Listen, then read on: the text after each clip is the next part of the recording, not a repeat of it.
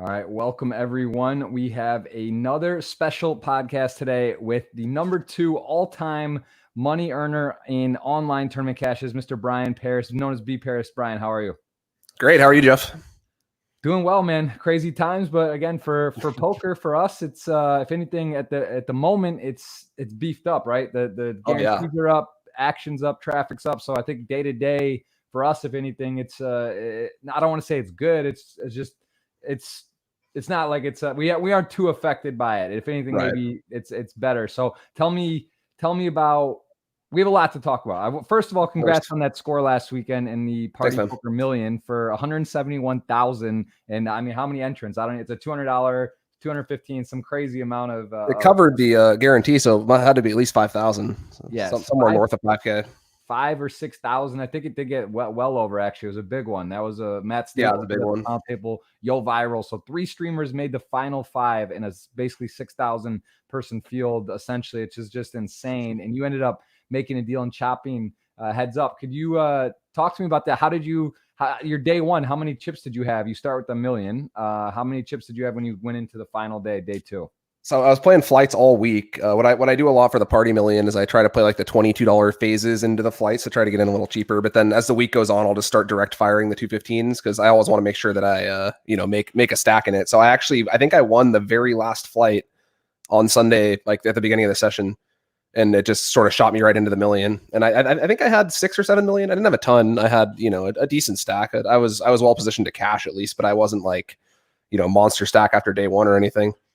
So tell me, how does, cause I play the same, I'm trying to get a stack. I play that tournament. I've had some good stacks. I've gotten up to like 25, 30 million in there, played some big flips and just hasn't panned out. Matt Staples, I think got 12, like, final 2 tables the week before, 2 weeks before, and then he ended up breaking through and getting a stack there. Tell me what that's like when you're grinding so many other tournaments. It's just another tournament, right? It's a $200, it's $1 million, it's a big purse one, but it's a huge entry field. Not too much expectations, I imagine, right? 6,000. No, definitely.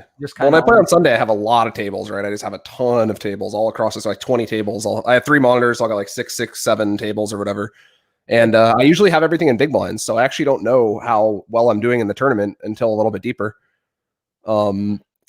Because it's all in big blinds. So I at some point in the session, I just kind of clicked over and I was like, wow, I have like 185 million in this thing. How did that happen? Yeah. And then I wasn't paying that close of attention to it, but as the session goes on, your tables dwindle and stuff. And once we got down to like, I don't know, 50 or less, I was pretty heavily focused on it. I didn't actually stream it until we were down to 11 because I was very tired by the end of the Sunday.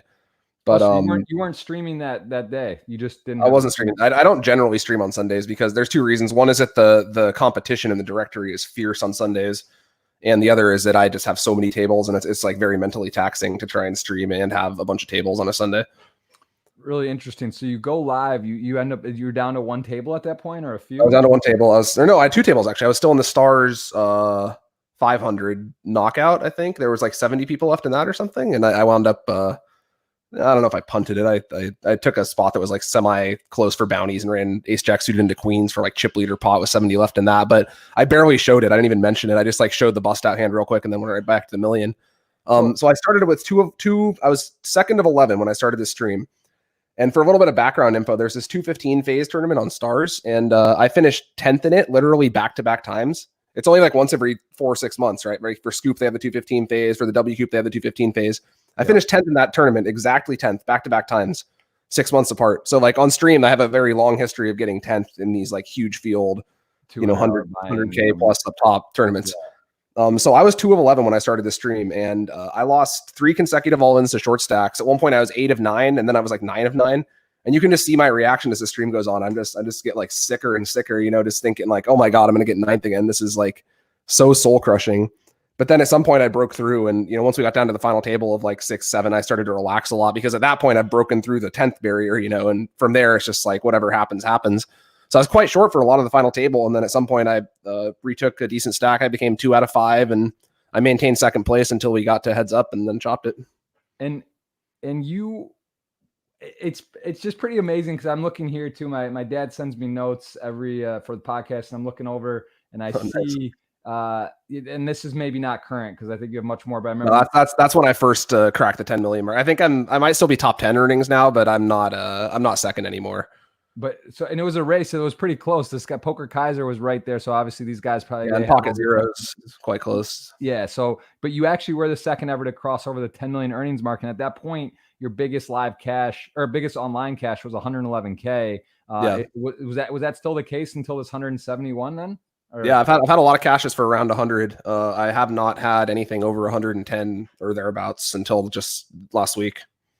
Pretty crazy. So I mean, out of being streaming or playing poker for so long, that literally was your biggest score. And I mean, That's nuts. to have that many, to have 10 million plus in earnings and not have one above 111 just shows the consistency and the volume that you put in. What does that mean for you in terms of, do you attribute that your volume, are you like, you're literally playing how many tables? Like what's like an average grind for you on a day when you're just not, say you're not streaming on Twitch, but you're just going to fire and play a session? I'm a bit of a volume addict, especially like, I don't know, maybe like 20. So, okay. I got to get this straight. You're actually live. You're playing poker with 20 multi-table turns. Are you playing 6 maxes or was that only 8 or 9 max? Like what? Mostly 8 or 9. There's probably a couple 6s thrown in there. And how do you feel like if let's just say your poker ability is 100, let's just call it, when you're playing one, like if you played one table of the party million each week, let's just say you did that, or let's say you played 20, if you're 100 at one table, being able to, utilize your skill set and play basically perfectly and just focus, not miss a thing, every spot, where is your game at when you're 20 tabling? What is your ability? Like how much do you sacrifice by playing that volume? That's a really good question. It's hard to quantify. There's definitely some amount, right? Like there's no way that you're seeing everything when you're playing 20 tables. But I do feel pretty on top of it most of the time. So I guess maybe like an 80.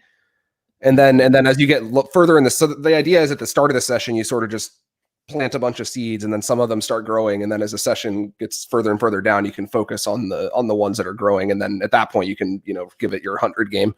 But I think most of the time I do a pretty good job of staying on top of stuff. The hard part is adding in like hypers or anything with like short time banks because, you need your time banks, right? Yeah. If you're playing 20 tables, you're going to need time banks. So like if you're on anything with like short time banks, you keep timing out, that's going to be a big problem. So I try to cut out stuff like that. But I'd say I do a pretty good job keeping on top of it most of the time. And how many different sites are you playing on? Is that complicated? I guess there's time breaks, but is that basically, is there any issue? Do you play in 3, 4, 5 sites? What type of volume distribution do you give to the different sites? I think it's 5 right now, 4 or 5. I'd say it kind of depends on what promotions are going on, because sometimes I'll like cycle between sites, because it's hard to always play all 5, right? So if like a couple sites are having a series and the other sites aren't, I'll maybe cut the sites that aren't for the duration of the series. Like right now, I'm not really playing on stars.es because Scoop's going on stars.com, and there's a GG series and everything. So there's really not a lot of extra volume to be had. But in times where there's no series or whatever, I can get up to 5 sites to get my volume fixing. And it's not that difficult to be like most of the sites have pretty similar interfaces. It's nice that they all display in big blinds now, because I've gotten very used to that. So I've actually been cutting 888 lately because they don't display in big blinds yet without, getting the 888 helper software or whatever. So, yeah, I think it's, it can be kind of a hassle to like move money around all the time. If you're doing bad on one site, you got to keep moving money back between the sites you're doing well on or whatever. But it's nice to have the selection. And what do you rank in terms of value? What do you think is the current state? Like what are for the ones you're playing? What are you playing mostly 200 plus, or what's your volume of breakdown buy-ins? I'm my ABI is only like, it's probably under 100, like 80. So I am adding in more high buy-ins now that the series are going on. But before the series, I think my ABI for like all of last year was somewhere around 80. So this year it's probably creeping up a little over 100 with all these big series and stuff. But I'm not playing I'm not really focused on high stakes. I'm more of a mid stakes focus, and I'll just take like good shots at the high stakes phase tournaments or whatever. Right. So but for example, at 3,200 WPT on party, I mean, those are like 5 mil guarantee. Those are must plays, I would imagine. Oh yeah, those are great. Yeah. All the stuff on par, the 500 2-day thing, that was really cool. I played a lot of flights of that. A lot of the party stuff is getting really good. And they have really good satellites too. So I've been trying to satellite into a lot of the bigger WPT events. Yeah. Because I do think they're going to be tougher than the live ones, right? Because you get all of the online pros in the world can play them. Whereas a live tournament is sort of inherently gated by the need to travel to it. Like you'll still get a lot of good pros who go, but like when they start hosting them online, every good pro can just fire it. So it does make the fields a little tougher, but everything's so big right now and the satellites are such good value that it's definitely worth trying for those anyway. Yeah, definitely. That's interesting. I didn't realize that, but it makes sense. So you're playing, 50 to 100, maybe some 215s, and then throwing the bigger ones. And when you Twitch stream, which we can see here was from May 3rd, when you did actually get heads up and make that deal, where you can see that you guys locked up, just narrowed it a bit and did the deal. So you got 171 and change. When you actually are streaming on Twitch, what do you think that equates to in tables? So if you're 20 tabling and streaming, that would be almost impossible, I imagine. Like, Yeah, it's very hard to do with all the tables. I think like once you get down to 10 or so, it's pretty easy to start streaming. So So yeah, how many tables do you equate? Like, if you had to say that Twitch is actually worth tables, how many would like you 6, maybe 5 or 6. So yeah, I mean, it kind of depends on how much attention you want to pay to it too, right? Because if you want to just focus on poker, you can just kind of ignore chat for a bit. But if you're trying to like actually be a good streamer, be interactive, and respond to stuff, I'd say it's like 6 or 7 tables worth of attention. Wow. So yeah, so I think that's also important too. Do you let I mean, some people, sometimes I even take phone calls and I'm streaming. It's just basically, if people want to see the action, it's like one or the other. If you tell them, hey, I'm in the matrix, like, just sorry, but I hear you can watch what's going on. I think that's one thing. But Right. like you said, you can't really answer all the questions and think about questions and then be playing and do all that. But I think that's about right. 6 tables. That seems like a good equation. When did you get into Twitch exactly, and what got you into streaming on Twitch? I got into Twitch in mid 2016. Right before the birth of my first son. That was part of it. I wanted to sort of like diversify my income streams a bit, and sort of branch into other forms of poker business. And I always thought that Twitch would be a fun thing to do. I'd always just kind of watched like Jay Carver a little bit back in the day, and I didn't really know much about it. But one weekend, I just decided to start trying it, and I immediately hit like 200-300 viewers. So I was like, wow, this is something I could actually launch off of. And the stream grew very quickly, and it was a hit pretty much immediately. So it was easy for me to want to stick with it from that point. It's a lot harder if you start off small and you have to really work to grow it up, I think. Yeah, I would say that's accurate. And you have a big following on Twitch. You do some stuff you promote. I believe it's Upswing, and you do some other deals. What would you say? You do coaching as well, or are you part of, or what is your breakdown in terms of your poker pie? Are you, in terms of streaming, studying, coaching? How do you break up your poker routine, like in a week? Give me a given week, like a normal week. So I'd say I've been cutting back on streaming a little bit lately, like this year, because having 2 kids just makes it harder. Like I'm with the kids all day, so when I start playing, it'll be like 7 p.m. And so I'll be kind of tired like, even before I start. So it's hard to want to stream the whole session. So what I've been doing lately is just trying to get stacks, and I'll stream the deep runs like with the million. So I guess I'm playing a lot right now because of Scoop. So I guess I'm playing like 40-50 hours, maybe more. I'm studying a little bit during the day. I try to use DTO when I'm watching the kids, so I can get a few hands in. So I'm studying maybe like 10 hours a week, and then I do coaching. I get coaching 1 hour a week generally, and then I'll do coaching for other people maybe like 3 to 5 hours a week. And how do you structure your coaching? Is it one-on-ones? Do you do groups? Yeah, one-on-one. Yeah. And I get lessons from BBZ one-on-one, and he's probably the best poker coach in the world that I've ever come across anyway. He's actually a recent party signing, right? They party signed him. Jordan, yeah. Excellent player. Probably one of the smartest people I've ever talked to, honestly. So I get coaching from him. He's very highly recommend. Not cheap though. And then I give coaching, just one-on-one sessions with like hand history reviews. What I tend to do is I look at people's databases, and I'll look at all of their overall stats, fold to c-bet, steal percent, re-steal percent, all that stuff. And we kind of see where they're deviating the most, and then delve into that spot a little bit more deeply. So what is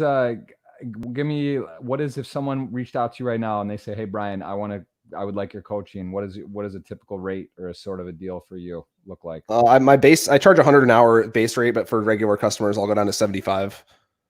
And then, we'll just do like an hour at a time, usually over Skype, just like reviewing databases, or if you want to review a particular hand history, we can do that, or, just like whatever you want to do. But I tend to start with database review and then kind of go from there. Interesting. Very interesting. And what is some of the things you find with coaching others? Like, so let's just take like people like to say bad reg, average reg, like say someone that's really in there playing a lot, just doesn't seem to break through, breaking even, or even losing small. What is sort of like one of the bigger findings? What are spots where you're looking? Is it people's play out of the blinds? Is it they're not jamming on certain stack size opens, they're flat. Like, what are some typical big mistakes you see of players? Like The biggest mistakes are probably just like what you said, out of the blinds. Like the hardest parts in Hold'em are when both ranges are wide and weak, because like early position versus early position spots tend to be fairly straightforward. You both have a pretty strong range. You're both going to connect on the high boards and not so much on the low boards. It's not like that difficult. But the blind versus blind spots, the button versus blind spots, stuff like that. I guess the most common mistake is just like overfolding the flop to c-bets, because when someone c-bets a third of the pot, you're only supposed to be folding the bottom 25 to 33% of your range in a lot of these spots, and it's very, very difficult to reach that level without adding in all these weird backdoors and stuff. So that's a good place to start, is just looking at your fold flop to c-bet, and then like not stealing enough, not defending and steals enough. All that stuff is usually where I start looking. So like if a button opens and you defend ace 5 off and it comes like king 3-2 or king 6 deuce or something, and guys see bets, people are just folding when really they probably have the best hand, or they should just be right, stuff like that. Yeah, stuff like that. Or you have like 8-9 suited on king 7-2 and the 7 is of your suit or something like that. I mean, that hand is not, it's 9 high, but like if you're folding that hand to a small c-bet, you're just letting your opponent run over you. So it's very important to learn how to defend against small c-bets with hands like that, whether it's with floats or check raises. Right. Interesting. Okay. And which do you find more, if you could, in theory, your EV, if you're playing versus making, coaching or doing whatever, what is your preference in poker? Is it the most fun when you play, when you stream, when you do coaching? What do you enjoy the most? I like playing the most, for sure. Streaming is very fun when you have a deep run. It's not like, streaming can be a grind too if you're just streaming like the middle of your session. I mean, it's still fun. You got your chat, you got your people watching you. It's awesome to have people interested in what you're doing who want to come watch, but it's at its most fun when you have like the super huge chat and it's moving really fast and everyone's all excited about your deep run and everything. So I guess I would rank it as playing, and then streaming, and then coaching is probably last for me. I do find that coaching is kind of like going to the gym or something, right? It's like something that you don't really feel excited to do, but then every time you do it, you're like, oh, I'm really glad I did that. That's about right. And what is BBZ Jordan? I know I've spoken with him some. What does he charge, or like, I mean, obviously maybe you guys have arrangements or whatever, but what's his like typical rate? I think his base rate is it's either 300 or 350 an hour. Yeah. And yeah, I've been working with him for a long time, so we have arrangements, but it's not cheap. It's worth it though, because if you think about, even if you're paying the full rate, if you think about like how much a small improvement compounds over the course of X number of hands, even a 1 big blind per 100 increase in your win rate is going to just lead to massive gains over the long term. So it's definitely very worth investing your time and resources into getting as good as you can, I think. Absolutely. There's a question here from Jimmy Baker Live asking about, can you ask about playing against deep stack AI poker? Is there any? Oh yeah, sure. I did that on stream. I played, it wasn't deep stack. It was sort of a deep, I think it was the University of Alberta, and they did a thing where it was, you played these sit and goes against the bot. It would start with 200 big blinds deep, and then the blinds would go up every 10 minutes. And I actually won 3 out of 5 matches, but the only way I could possibly have won is because the blinds kept going up. So what I would do is just play tight in the beginning, and then once we got to like 20 bigs, I would just look for flips. And that's all you really can do, right? Like when you're up against an AI like that, your goal is to minimize your loss. You're not going to beat it. So what you want to do is lose as little as possible. And the way to do that is to increase variance in spots where that's feasible to do. For something like Libratus, like the 200 big blind AI that's just always 200 deep, that's effectively unbeatable. I mean, there's just no way. So I was fortunate that it was structured in a fashion that I could beat it. But yeah, the more AI takes over in poker, it's very difficult because, they'll come up with these strategies that you just can't possibly plan for or conceive of because you're a human. And it's going to be really hard, especially in heads up, because there's just so much room for creativity.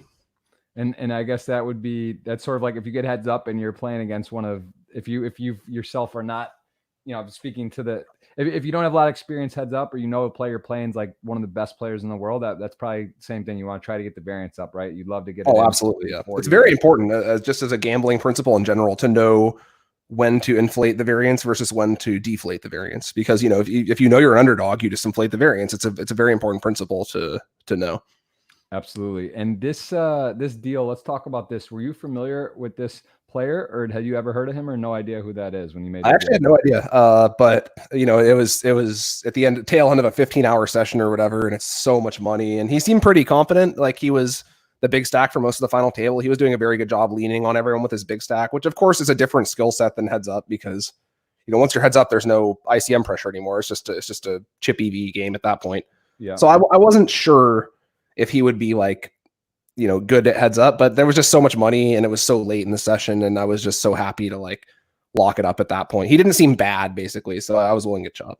And did you guys just do there was no it seemed pretty quick. So I remember watching the streams and I was bouncing around Yo Viral, Matt Staples and yours, and just kind of seeing the knockouts. I was watching it or in real time, and then I would like flick around and see what was happening. Then all of a sudden, I went there and then the tournament just ended. So was it pretty much like, all right, you got to look at numbers. He said, okay, chip chop deal, and it was just done, snapped it. Yeah, very fast. When neither of us messed around at all. It's just we were both pretty happy to lock up our 170K or whatever and move on with our lives, I think.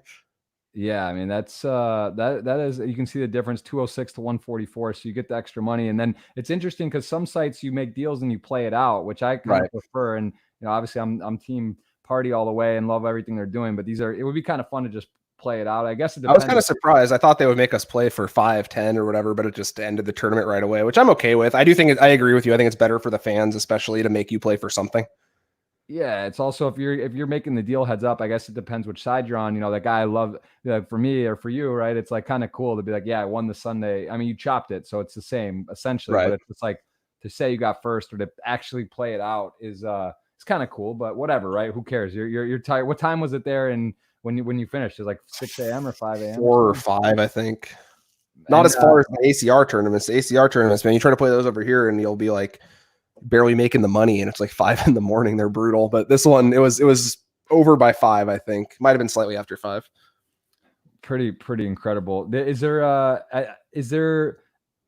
was your best finish in this before this chop? The tournament's only existed for what, 6 months? Yeah. I think it was like 40th, something like that. Okay, so you had a couple deep. You've had a deep run or so, but that was I conquered this one way faster than the Stars. I've been playing the Stars Sunday Million, no exaggeration, every Sunday. I think. I mean, I've maybe missed like an average of 2 Sundays a year. Every Sunday since 2006, I never final tabled the damn thing. And this one, it's only been around for 6 months. I final tabled it pretty fast, so I feel pretty good about it. I guess I made up for my Stars lack of luck over here. Yeah. What is it? How does the structures compare? Are they pretty similar? I mean, the fact that it's 2-day is definitely a big difference, but I think the party one is deeper on average. I remember being like pretty comfortable for a lot of the deep run. I was, 30, 40 big blinds plus, and I think the Stars one runs a little shallower than that, but it's been a while since I made a deep run in the Stars one, so I'm not really sure. For sure. And what do you believe is true right now in online poker that is different when you got what got going? Obviously the level of play and people have gotten better, but what are some overall big differences you've noticed over the years in the current landscape? Like how much more difficult is the game? Is there areas of is there light areas of where you think that the game is more beneficial for a grinder, or is it just getting tougher and tougher? Like what do you kind of see the forecast of currently and moving forward? That's a good question. I mean, it's definitely become way more professionalized over the years. When I first started, everyone was just like playing on their own, printing money because it was so easy. We were all just like talking a bunch of shit at the tables and being silly in the chat and stuff. And now everyone's like in a stable. They're all in these study groups and doing constant coaching and studying. So the professionalization has been very, very noticeable over the past 10 years. But that's sort of a natural consequence of any industry with a lot of money sloshing around. People are going to try to get smart about it and right. make a real professional attempt at it. So as far as the games go, they're definitely tougher, but there's also way more selection now. I think at least maybe not relative to pre-Black Friday, but relative to like 2012, 2013. There's more sites, there's more action, there's more of everything. We do seem to be expanding into some other continents. We're making some inroads into Asia, and then the US is almost like a new growth market now because it's been out of the game for a while. And you see ACR, it's booming in a lot of ways. So it's kind of hard to say. Like before the virus, I think the trajectory was downwards a little bit. I mean, it probably recovered a little bit. I think it bottomed out in like 2016, 17, and since then it seems to be getting a little bit better. So I'm kind of cautiously optimistic, but it's so hard to say. There's so much uncertainty with the virus and everything, and then at some point the AI technology is going to get sufficiently good that the sites won't necessarily be able to clamp down on it. So we're gonna have to see how that pans out. But for the next like 3 to 5 years, I'm cautiously optimistic, I guess. Yeah. I mean, it's also, you see games like Short Deck come out. There's 5 card. There's right. This. They're doing gonna 4 deck or something. They're taking I mean, these are always variations. I think that's fair to say too, with No Limit Hold'em, with PLO, these other games, there's variations, right? Like poker used to be 7-card stud, 5-card draw, then it's no limit. So it's like, I think ultimately people, whenever there's games, whenever there's skill, poker, these type of things, there's going to be new variations and new kind of adjustments. And it's just kind of like cat and mouse, right? Like you said, the AI is coming, the sites are doing this, they get rid of HUDs, they change names or real name. Like there's just always these different kind of little iterations. And Big Blind Annie only obviously live, like that was huge time, putting time limits on sim. So like, I think there's always going to be ways to kind of adjust, but yeah, is it 5 years? Is it 10 years? Or like what, it's hard to imagine 20 years from now, first of all, if we're even playing poker or how much or what's going on, but what it looks like then. It's kind of weird to, it's hard to really go that far away. What do you think about because you play on various sites and Party did away with HUDs. What do you think about the no HUDs on Party? How does that affect you? Do you like it? Don't like it? I'm fine with it as long as it's enforced equally for everyone. And it seems to be that people aren't really getting around it, right? I think they're doing a good job of enforcing it. So I think it's a good thing overall. It is I don't mind missing the in-game HUD. I like being able to analyze my hand histories out of game. So, it'd be nice to have a little bit more of a way to do that. But, as far as missing the in-game HUD goes, I think it's fine. Anything that levels the playing field a little bit for recreationals, because you don't want to raise the barrier to entry so much, right? You don't want these people to feel like they have to become freaking cyborgs to be able to compete. Like, you want people to feel like they can at least sit in the game. And even if they're an underdog, they're not up against all this software and all these all these numbers and stuff that they have no idea about. Yeah, I mean, I'll say this too. I remember when Party first got rid of it, or they were talking about, I was like, man, this is a big deal. This is going to be kind of weird. And it's kind of fun to talk about too. Streamer, like you can give a little more reasoning, like, oh, this guy's a little bit tighter, or you see in the spot. So it's kind of interesting to have data. But at the same time, I look at some of the replays of YouTube videos, or I watch other streamers or people that are doing content, and you see, like, let's just take Raise Your Edge, Ben CB, for example. Like you look at his HUD and you watch that on YouTube, and it looks like he's doing like NASA, right. rockets. And it's like, really? Like, this is what it takes to be the best. Like, it's pretty intimidating. It is absolutely very intimidating. Even for established pros, you look at that and you're like, holy, wow, I'm missing like half his stats. What am I doing? Right. And then you start. So I do think that's the biggest thing there is that it's uniform across the board. Like you don't have to worry, because are you getting outperformed? Are you getting out? Is someone doing something, taking advantage of it? So it does kind of give you that overall feeling of a level playing field. What about real names on Party? You see them do this for some of the series. Do you think that would be good for all sites to do that? Do you think certain tournaments to have it, like WPT branded ones only, or or do you feel like that it's not good? Because it's kind of interesting. Like it makes sense both ways. It's like, well, it's kind of nice to play a game and not, but let's say you have a job and you're not really supposed to be playing poker, or it's frowned upon. And now your name, you win the Sunday Million and you're at work, you go back to work, or you don't want people to know that you did for whatever reason. So there's like some privacy to it, but you look at like a live venue and everyone knows everyone's name. So it's like, I don't know, how do you differentiate what that looks like? I like what Party's doing as far as rolling it out for the live equivalents of tournaments like the WPT. I think it's very good there. I don't think it should be everything. I think it's important to maintain some degree of pseudonymity for online poker for the reasons you said. People might be, under crushing tax burdens, or they might have, workplaces that frown upon them playing poker, or they might be like some rich whale and they don't want people knowing that they're like gambling in their free time. There's a lot of reasons that you would want to hide your name. So I think it's fine as long as you don't enforce it across all the tournaments. I think it's cool to have it for a few special events. I wouldn't do it for everything. I don't think all the sites have to do it, but I support trying it, and I support doing it for like the WPT and stuff. Yeah, I think it's really interesting. I think it's just one of those things. It's like Democrat, Republican, right? It's like you're going to just have polarizing results. Right. Like it's just, there's reasons for both, and it's just hard to say. And then you got to look at like a site bottom line. It's like I think if you do real names, you are going to see a drop, and there's going to be people that do have those reasons. Oh yeah, I think there will be recreationals who do not like that at all, but yeah, it's cool to do limited, I think, and just have it be for some special. Also, from like a standpoint of playing, even just like I remember when they turned it on, and there was like it was just they had it for Power Fest, maybe the end of it or something. It was like 500 or 1K buy-ins, and I remember being in a tournament and deep, and I was looking around and I was like, man, that's like, oh, there's Alex Fox and Adrian Mateos, the top, some of the top players in the world, like with 2 tables left. It's like all crushers. And I'm just like, man, that's kind of, in a way, when they're named Strawberry Girl or or 1-2-3 dandelion, like it's a little less scary when you're Right. So there's also it's a little intimidation factor. yeah, it's like for people maybe that we're gonna reg or not, and you look at the lobby it's been going, and you look around, you're like, oh, that looks pretty tough, but I don't know. Anyway, so I think that's interesting. Let's talk a little bit about your you growing up, and I see you grew up in Menlo Park in California. Yeah, Is that right? Silicon Valley. Yeah, it was very, very, nice and pleasant childhood. I didn't really have anything difficult happen. And just, great schools, great everything. I always liked games though. I played a lot of Magic the Gathering growing up, so I was always big into card games. And then in high school, we started playing a home game with friends. And, we played weird games like Chicago and baseball and stuff. We weren't really playing No Limit Hold'em, but eventually like the moneymaker boom happened and online poker happened. And then from there, we sort of got into it. But yeah, my childhood was great. I was very, very fortunate to be born in such a nice place. And how did you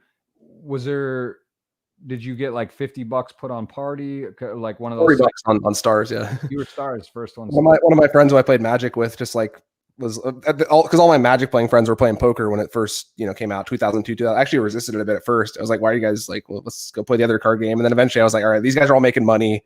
They're smart guys. I've been playing this card game with them. I'm sure I can learn the other one. So one of my friends sent me $40. I didn't have to deposit again for years after that. I just ran it up. That's awesome. Yeah, I mean, that seems to be I think a lot of people with gaming, poker, have to understand too. And it's like it's important for us as being marketing the game, talking it, promoting it, streaming it, to remember, like a lot of us started with literally 50, 100, a couple $100, $500, $1,000 in deposits, right? And then we are now here playing bigger buy-ins, and we built a role in different things, right? So it's like when you're promoting or streaming or playing and you're like, oh, poker's like cool, I can do it for a living, you have to be careful. And I see you get that message across as well, because a lot of people maybe at this stage, if you're coming in and you're 35 or 40 and you have a family and a job and you want to start playing, it's like all of a sudden you're hopping in playing the Sunday Million or the Party Million or the 530 Bounty Builder, like these things, all of a sudden you start playing tournaments like this, you can blow through a lot, especially if you're learning and you're starting out at higher stakes and with more on the line. When we were 15, 16, 17, 18, 19, we don't have wives, we don't have kids, we don't have, we don't have like a lot of responsibility, and we don't have, we're not really risking as much. I think that's one of the bigger differences. And also understand now that the climate is more difficult to break in and become a player. It's a right place, right time. How was your family? I did read something that I think your dad was corporate and he was kind of cool with it and understood it and was just kind of like, supportive, and your mom was a little more hesitant. Is that true? A little bit. Yeah. I mean, she's come around in the long term, but it took a bit. But yeah, I had a corporate job very briefly after graduating, and I worked there for like 2 or 3 months. And then I won a seat to PCA, with all the expenses paid and everything. And I didn't have the vacation times. I just started working there, and I was making more money on the weekends, and I was making the job. And I was like, oh, I mean, screw this. I'm just going to quit and try poker for a while. So I told them, and they were like, it's, probably not the best idea. But with each year that went on, it became more and more obvious that it was indeed a legitimate thing to be in. And I think nowadays with, the way the economy's developed and the way, our generation has developed, I think it's turned out to be a very good decision in retrospect. Absolutely. And what about kids? You have 2 children now? You're married with 2? Yeah. One of them's almost 4. One of them's almost 2. So how has that shifted your overall with poker, playing, I guess, traveling or online? I mean, it's nice. That's part of it too, to be able to stream from home. And you said you spend time with the kids and then you hop on and fire a stream. It seems like a pretty good schedule. I guess not as much time for sleep, depending on what time you get going. But how has that affected your overall production and play and everything? It's I started the stream before my first kid was born, and as they've gotten older, it's been harder to keep up with like the Twitch end of things, I guess. So I haven't been as on top of like the social media promotion and stuff. You're really good at that, by the way. I'm very impressed with your ability to stay on top of all that stuff. I just wanted to say that. Thank you. Well, I have a lot of help. I mean, it's not me. I have Adrian. I got to shout out Adrian for that, because he's the best. He's the best. Yeah, he really is. So yeah. He set up all my Twitch stuff. Very, very big shout out to him. But yeah, so it's been, I'm very lucky to have the work-life balance. My wife stays home with them too, which is nice. So like, we don't have to worry about working 2 jobs. We just have to worry about giving me enough time to work, which is good. And it's great. I get to spend so much time with them every day. I feel very blessed for that. So I guess it's just sort of cut down a little bit on my time for like starting new projects. But as far as like my normal grind and my studying and everything, I've done a pretty good job of integrating everything into a nice schedule where it all works out for me.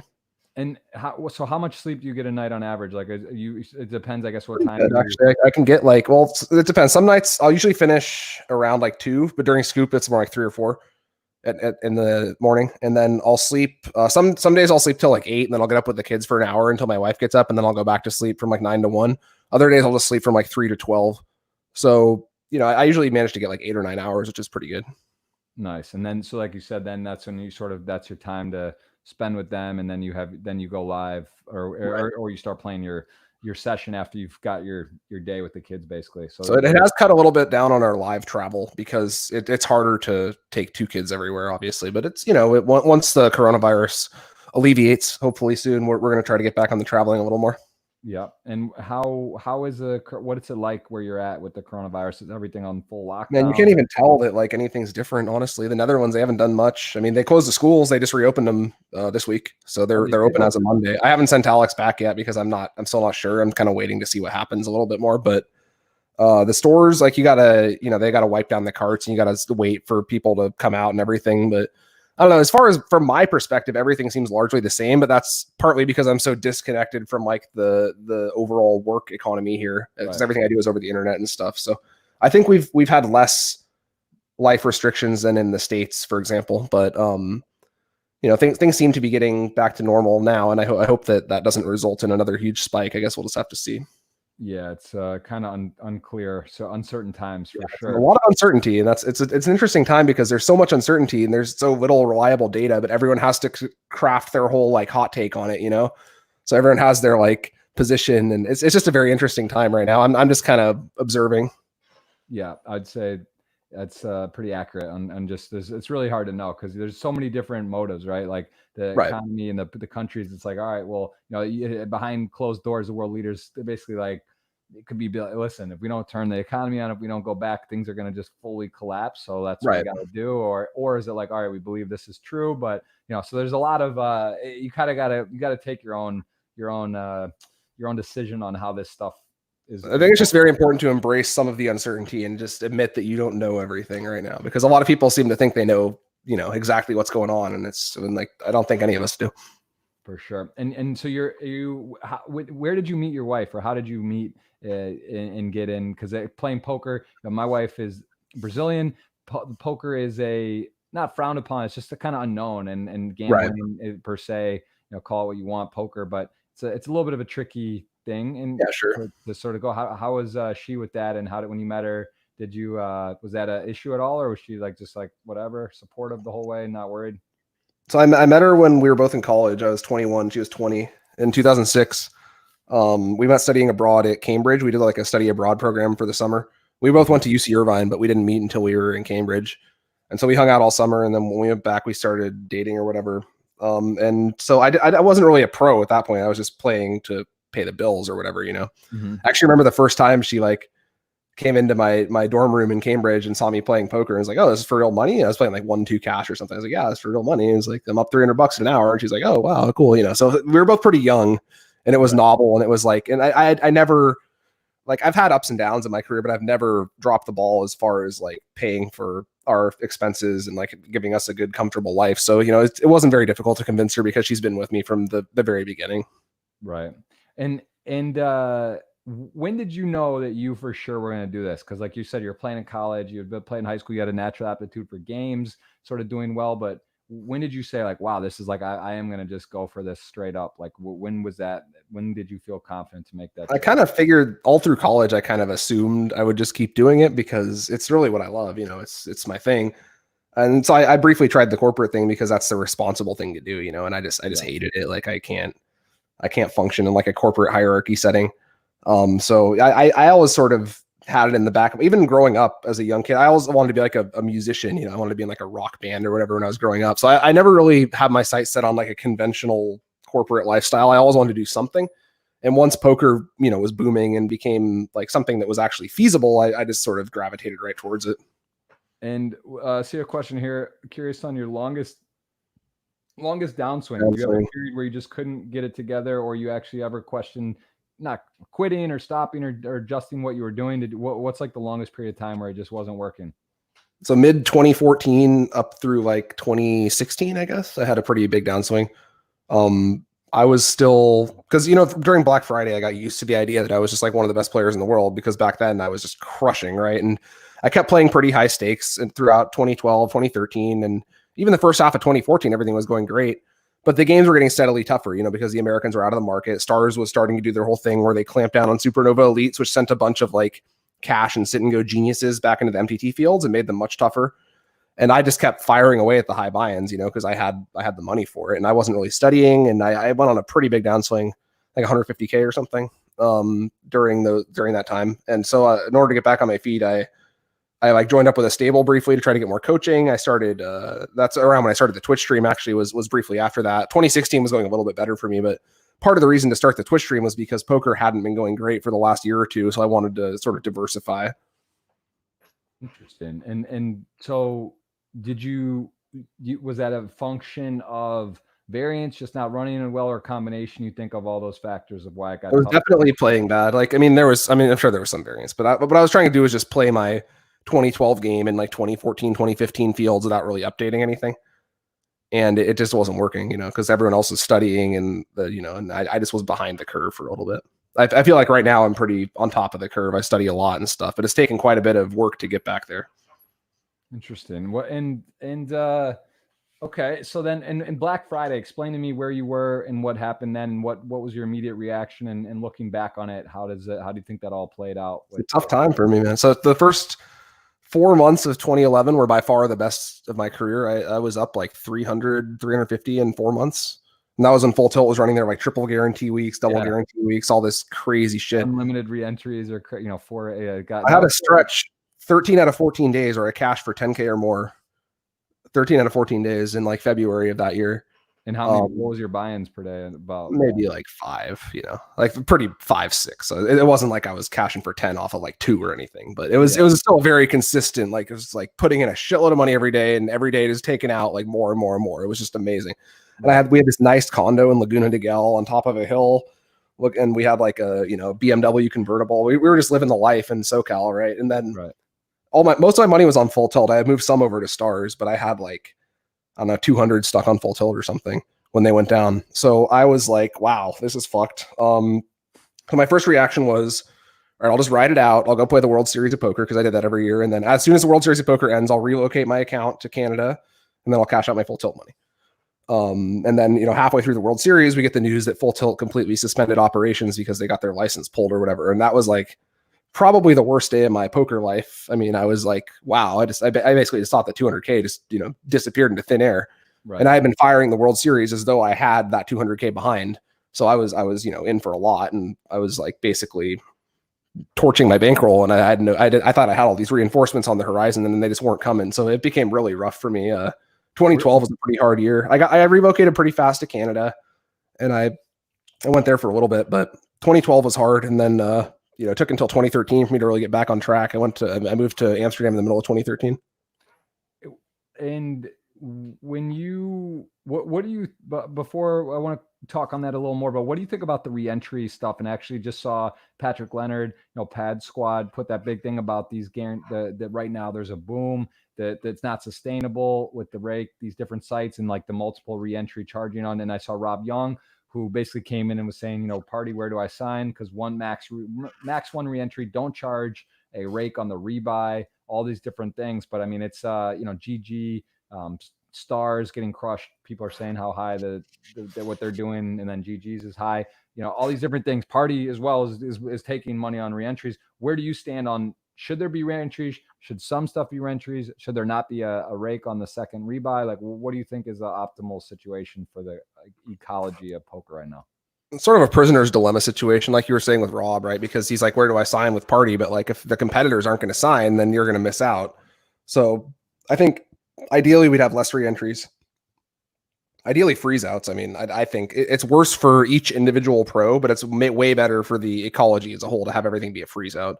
Because then if you have all these re-entries, like that's a problem with the phase tournaments too, right? Is that like the pros are going to fire as many bowls as it takes to make day 2 of the million, whereas the Rex might fire 1 or 2, right? So by the time you make day 2, things are tougher than they would be otherwise. So it's a problem. I don't really think there's a great answer to it, because as always in poker, we're all competing with each other So it becomes very difficult to do coordinated collective action because we're naturally individuals competing with one another for as big of a piece of the pie as we can get. So we get caught in a lot of prisoners dilemmas like that. And I think that this is one of them. I hope that Pads is being overly pessimistic, but it's possible that he's correct. And it'd be really nice if we could cut back on the reentries and stuff, but I don't see an easy way to get there. Yeah, I kind of like the one reentry rule. It's sort of, I think that's like for a pretty good compromise overall, but it's what Party's doing now is quite good. I'm a fan. Yeah, they're making some good decisions, it seems. And how did you choose Amsterdam out of all the places? How did you set this up as we first started visiting here in 2006 when we met, and then we'd come back like every year or two to play the Master Classics tournaments. And Amsterdam's just like a big stop for all the traveling EPT poker players. They all stop through here on their way to go to EPT events or whatever. So I don't know, we had a lot of history coming here, and we were just like, it's actually a lot easier to get residency here than it is in Canada, or at least it was 7 years ago. I don't know if it still is, but Canada, you need like 600K, or you need like a whole bunch of stuff to get up there. You need to be like studying or whatever. Here, you just had to start a business and invest 5K. So it's pretty easy hurdle to clear. So, yeah, it was just a combination of like us having a history with the city and a love for it combined with it being like feasible. Right. Interesting. Yeah. I've been there. It's definitely a good place to set up shop. So that's very cool. It's great. And we have a ton of questions, which I do want to dive into. So I answered a few of them on Twitter yesterday, but I left enough over that we could get quite a few in, I think. Okay. Yeah. No, I do see. Yeah. There's a lot. People are curious. What do you think for the? I was actually I'm just fascinated with the million because it's such a sick score. Of course.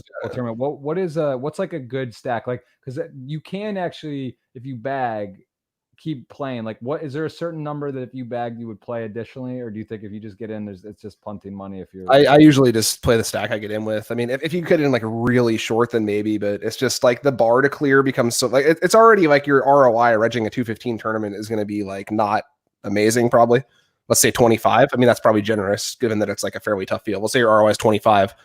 And then you also have to like beat the previous stack you bag. That becomes very difficult to justify from a value perspective. Right. So unless I had like side bets or something, I don't think I would re-enter as long as I had a stack already. You think even like a 2x, a double starting, you just go for it? Yeah, double starting. I mean, if I had like 2 big blinds, I might re-enter again. But double starting, I would just make day 2 and try to drag out the min cash and then go from there. Right. Okay, makes sense. Awesome. All right. Well, that's okay. So I've covered my million. I'm just so that's just the one. It seems. Of course, like, that's the reason for the season. It's the dream. Okay. Let's great. Let's dive into some questions. I'm going to show guys again. You can follow him on Twitch. Here's a look actually at May 3rd when he was heads up making that deal with the 3 streamers were there, 5-handed, Matt Staples, Go Viral, and Bryan, and then you can follow him on Twitch, B Paris Poker. He also has a YouTube channel. How much of are you doing editing? Do you have an editor? How often are you? I got an editor. We haven't uploaded in a little bit though, because I've seen a lot of people have been getting shut down and demonetized there. So I actually haven't updated in a while. I don't have a million video up yet. Okay. That last win I think is from like late last year. Yeah, 4 months ago. So it's been a minute because they started demonetizing and all this stuff. So I kind of moved away from it a little bit, but we're definitely gonna have to make a video about the million, demonetization or not. Yeah, it's sort of gotten fixed as of now. I think at least there's been a ton of back and forth, but I mean, I had like 70 videos pulled down and got them back, and then again there was an issue and got them back, and pretty much I think they're looking at it now, poker more closely. Jamie Staples took the lead on getting the streamlined thing and helping as well, and we're trying to make sure that everyone gets their isn't getting messed with there. So on Instagram as well, B Paris Poker. That's the last picture is Bryn with my kid when he was like 1. Oh, that's cool. Yeah, he's big. That was 1 year when he's 1 year old. He looks big. A little over 1, I think. Yeah. Walking, huh? Yeah. Nice. My son's literally like about to pop. Like he'll take like a step. He's just over 1 as well, and it's gonna be any day. Oh yeah. Once they start walking, you got to start chasing them, and that's like it's harder. Right. That's a whole nother situation. All right. Well, guys, again, there is a $55 ticket we're going to give away to somebody. If you ask a question, you're eligible and follow the instructions there. But we'll kind of zoom into some of these. We'll, fast rapid fire. We can skip some too. But let's just kind of go through it. So here, Alexander Billzaire asks, have you ever thought about quitting poker? Has there ever been a period since you started where you're like, I don't know if I'm going to do this? Not really. I mean, there's been times where I've thought about like reorienting my focus within poker. I mean, like going on Twitch was sort of part of that, and then I did some announcing for the WPT, and I did half the announcing for the WSOP circuit and stuff. So like, even when I've been questioning my ability to make as much money playing poker, I've always wanted to do something within poker, and the goal is always to be one of the best in the world and play and make money that way. So I'm hoping to stay on that track for as long as it's feasible. But once it's not, I'll do my best to pivot in a way that makes sense. For sure. What is the best thing you've spent your winnings on? You ever bought something just from like a huge heater, a tournament score? Probably just vacations, I guess. I don't buy things so much. We were very transient for a while because when we first moved here, we didn't have a permanent residence. So we were like hopping between Airbnbs, going around EPT stops and stuff like that. So I've always splurged on like vacations more than possessions. I guess I'll say that the BMW in 2011, after that stretch I told you about where I cashed 10K, 13 out of 14 days, we bought it like a BMW Z4 convertible. And that was nice. But once we moved out of California, I had to sell it. And which do you, it's hard, I guess. I mean, you were number 2 and you got over 10 million in career earnings online. You're definitely, I would say, characterized as a online guy, right? That's like people know you, Mormon, you as 2 of like the all-time crushers in online poker. So I guess the question is pretty obvious, but online or live, you have played a fair amount of live. Which do you prefer? Let's just take out kids. Let's take out everything in the equation. If you could just go play live at the WSOP or play a huge series online, what do you think you would like to do if you could? Live is softer, and live is really freaking fun when you get a stack going. But the problem is like it happens so slowly that you spend a lot of time in like day ones, and you spend a lot of time in like the grinding up a stack phase. It's fun as hell when you get to day 2, day 3. You got a mountain of chips in front of you. It's great, But like, there's so much. The way it works with live with me is I always get really excited when there's a live series, and then by like level 3, I'm just like, fuck, I wish I could go home and play online. Right. So it's way softer, and it's really fun when you get stacks going. But overall, online is still my number one passion, I guess. It's funny because I've noticed this in the last year, and I'm sure you've noticed this with the kids too. It becomes the dream of like live poker. I mean, I guess it goes in waves, right? Like when maybe if poker's still around, or I'm sure it's around, but let's say in 10, 15, 20 years, how will there be a World Poker Tour? Will Party have a stop? Like will they do the series? Is that going to be going on? Because maybe there's a second wave for us, right? Like you see guys like who won he's won 3 WPTs live. He was on the podcast. Kind of crazy, right? He's an older gentleman. Started, it's just like, at some point, like, yeah, it'd be cool to go and travel the world with your significant other, with the wife, and go around and hit some of these cool stops again and do that. But like at a certain, like this point where your children are young, like I have a 1-year-old, it's kind of hard to be like, yeah, I'm going to go play like a 5-day tournament, like, for what, a 3,500 buy-in or a 5K, or even like, other than the main event, there's really, it's hard to like make that make sense to do, especially if you got other business obligations and other stuff going on. I mean, you got a whole bunch of stuff going on, so you got to put all that on hiatus for a while you're playing. It's it can be difficult. Yeah, and give me a bit of your routine. Like, what is your typical routine on do you work out? Do you meditate? Do you do stuff before you start playing, or is it like you're with the kids and you just fire up the tables the second you're ready? So I usually like do some workouts during the day with the kids being around. I used to go to the gym every day, but it's closed now. So I got like one of those resistance bands, and I do workouts with that during the day. And then I'll do some studying during the day on my laptop or the phone. I have DTO, which is that app. I don't know if you've used it, but I would highly recommend it. Very, very good app. I've used it. I've talked to Dominique a bit about doing some stuff with them just to like, because it's fascinating to me. Is that what do you believe that someone just can pick that up, download it, and that they would like that's going to be able just kind of seeing stuff and seeing the results? That's a really good way to study, like to get to given a certain amount of instruction into like what it all means, and given like enough study time, yes. But those are 2 big hurdles, I think. Like, you're not going to just have some random dude off the street just pick it up and like be able to make sense of it. But if you had a few hours of coaching to explain to you what it all meant, and then you just studied it like 2 hours a day for a year or something, I think you would be very well set up to make a lot of money playing poker. Interesting. There's so much information now, right? There's That's the thing. It's really just about your willingness to like sit down and grind through it all and process it all. I mean, it's out there if you know where to look and if you're willing to put in the work, it's out there. What is your understanding of, you work with Upswing and you promote them, like take an Upswing, Raise Your Edge, Poker Code, DTO. There's there's the one with Ryan LaPlante now, Learn Pro Poker. There's a bunch of different courses with obviously people that know what they're talking about. Chance Cornet has one, they're solved for why. So you could take like 7-8 courses that are marketed and players that are competent. What do you think is it just different ways to the end result? Like, is there some that you think are just not good? Or basically, if you were to go and dive deep into any of those courses and go through it all and study, take notes, ask questions, do you think that pretty much you would be improving at some level no matter what? Or do you think that, where do you, obviously you're biased, like I'm biased to Raise Your Edge. I know Upswing is very, very, very good. Everything I've heard and I see, and Doug, of course, and these guys like Petrangelo and people that are involved in that are obviously very competent and very good players and world class. So I'm sure it's all good. But what do you say to someone who's looking for a coaching product? What would be your advice to get to do? I mean, I can only speak to Raise Your Edge and Upswing because I've done those two courses. I think they're both very good. Like you were saying, I found Upswing a little bit easier to parse just because like it's a stupid reason, but because Petrangelo has an American accent instead of a German accent, like the information just processes through my filter more easily.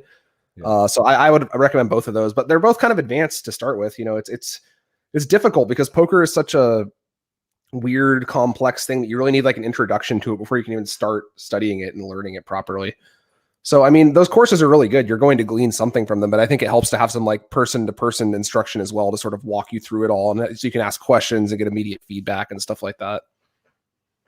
What would be, okay, let's just let's go with the average reg today. He's playing, he wants to play, there's series going. What is the right blend? Let's just call it a flip, Raise Your Edge or Upswing to do work each day, and DTO. Do you feel like if you did an hour of Raise Your Edge every day or Upswing and you did an hour of DTO, just what would you study on DTO? Would you literally just go through hands? Like what would you set if you're playing, let's just say a multi-table tournament schedule, like a typical one? What would be the way to set up on DTO to study? Like what's like, what I do is I look at my database and I find my biggest leaks and then I focus on those spots. So for example, my check fold when out of position is too high in like all spots. So I try to find spots where it's like hijack versus cutoff and I'm the hijack, and I'll just run like 100 hands of that and just see like, how I'm supposed to defend when I check, like, because it's difficult, to be out of position and to check call sufficiently. So like I try to look at my database, zoom in on one spot, and then the beauty of DTO is they offer like 50 different spots. You can just pick one, you can just run 100 hands and just until you really get the hang of it. So I would orient more towards because the Upswing and Raise Your Edge stuff is more about like big concepts, whereas DTO is just about getting in the trenches and just banging out hands, and I think that you need a lot of that second one. So I would probably orient more than half of my study time to DTO if I was doing a blend like that. Very interesting. Okay. Yeah, it's great advice. And do you think that's a good breakdown though? Like you do a mixture of that? Like that would be your study, that's how you would do it? One out. Like I haven't watched courses in a bit myself. So what I do is I do an hour a week of BBZ to go into my database and see where I'm messing up the most. And then I'll try to orient the rest of my week's DTO study around that. And then maybe I'll run a few PO sims and more in depth if I want to look into some spots. That's my personal mix. As far as like, I definitely think the courses can help quite a bit for learning the big picture concepts. But poker is a lot about details. Every spot is very subtly different. So I think that just doing a ton of hands in DTO and trying to pick up patterns has been the best learning method for me recently. But that's different for me because I've been around the game so long that all the big picture stuff has been with me for quite a while now. For sure. Let's go back. Let's get back into the questions from here. What is favorite poker memory, money aside? Beating Sean Deeb heads up in the Sunday Brawl in 2009. Because he used to think I sucked, and I did. I wasn't very good. And at that point, my biggest score was maybe like 20K. And, I was in Vegas playing the World Series. And I remember I was like kind of annoyed that day. I forget why. I had to take my friend to the airport and there was a bunch of traffic or something. So I came back and I was playing online and I was like, man, I'm pissed off. So I get in the brawl and I just start playing aggressive as hell, just bluffing every hand, all these 3 bets, 4 bets, running it up. And I crushed. I got all the way to the final table. And Sean Deeb has always been like, he's a bit of a trash talker, you know, and I legit sucked back then. It was 2009. Everyone sucked, but I was especially bad, you know, relative to what I am now, obviously. And so I got heads up with him. I had a slight lead. I had 3.2 million. He had 2.8 million. I offered him an even chop, and he just typed LOL in the chat. And I was like, all right, fuck you then, buddy. And then I just crushed him in 15 minutes. It was like the best feeling I ever had. Well, and then what was that, like 60 or 50 to first? I forget what those 90. 90, yeah. So that was probably, This was the golden age of FTP. It was quite big. Yeah, that wasn't even their biggest major. That was their secondary major. Yep, that's right. Yeah, I remember they had the mulligan and then the other main event one each time. Those really were the days. Like that was Sunday guarantee, whatever. It didn't hit $1 million for a while though. Their Sunday guarantee they started like 600K. I think it eventually hit $1 million, but it took a while. Yeah, that was the heyday of online, no doubt. Like I remember that too. You know, at that age we are and playing online poker, being in Vegas, and like being able how good we had it, man. To bust the World Series event and then get to go and like fire online, like good tournament. That's what I always used to do. I would crush online during the series because, you know, a lot of the good players were playing live. So I would just bust the World Series event, go back to my air conditioned Vegas room and just bang out an online session and just always make all the money back. It was great. Yeah, those were fun times for sure. Someone's asking here, which I see you've already answered, but we'll highlight it. Do you ever see yourself being sponsored by either Party or Poker Stars? And I see you do already give a reply there, giving love to Party. I like to see it, and talking about some reasons why, you know, what is being sponsored like? Is that because you have been sponsored now? You've done several deals and you're open to more. How does that feel to be a sponsored pro? Is that was that always a goal of yours? I mean, yeah, I definitely think it was like part of the reason I wanted to start my Twitch was to raise my own profile, you know, because I was going to be the second person to ever hit 10 million and too many people just hadn't heard of me. And I was like, well, that seems wrong. You know, I should change that. And I think I've done a good job changing that. Being a sponsored pro is sort of like a secondary consequence of that, I guess. You know, I'm not in it for just the money. I would like to be sponsored by a site that I really believe in.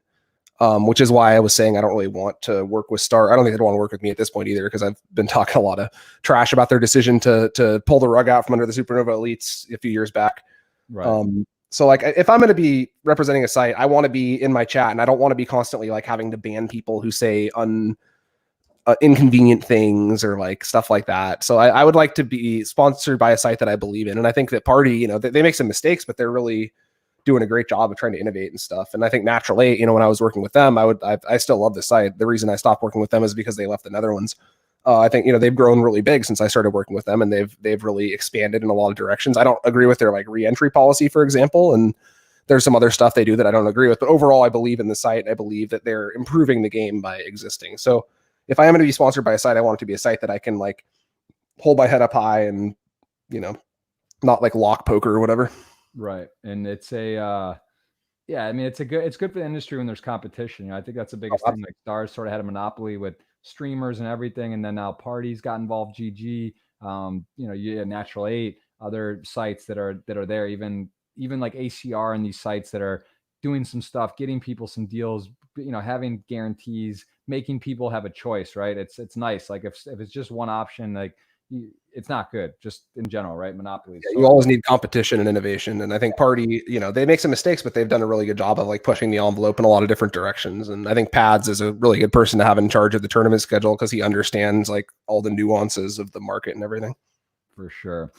Any sports? Do you play any sports at all?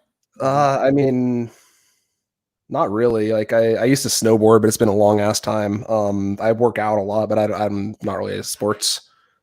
I play like catch with my kids and stuff, but maybe when they get older, we'll start playing real sports. Nice. And have you ever had a problem with bankroll management? When I first started, I would have a lot of stretches where, because money came so easily back then, right? I mean, you could just go busto and just like, all right, whatever, I'll just like run it back up again. It's not even a problem. Nowadays, it feels a little more daunting to try and do that. So I've gotten a lot better about it recently, but back in the day, man, we used to just fire. We used to just blast, just be like, all right, I got $1,500 with my full tilt account. Let's jump in the 1K. Like, yeah. Go for it. As you get older and as you get more responsibilities and you've been through the boom bust cycle a few times, you start to be like, all right, this is stupid. Let's just be smart about this. And I've gotten a lot smarter about it over the years. Absolutely. What about, we talked about how do you study poker? We've already gone over that. Someone asking, what about which flights of the Party Million are the softest? Kind of interesting. You know, I've played a ton, right? I usually just play whatever is going. And if I'm there and I'm playing online, I'll fire it.